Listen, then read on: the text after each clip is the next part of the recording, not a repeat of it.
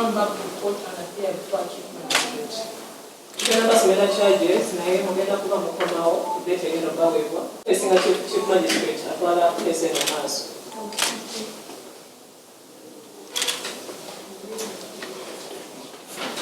Nota eyokusatu specific right and negligence, eyokuna being in possession of marijuana, n'eyokutaano conspiracy to commit a felony.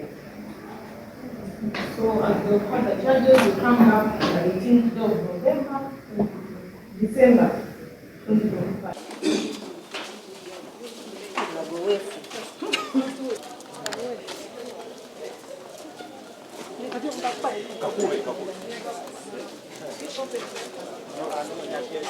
What?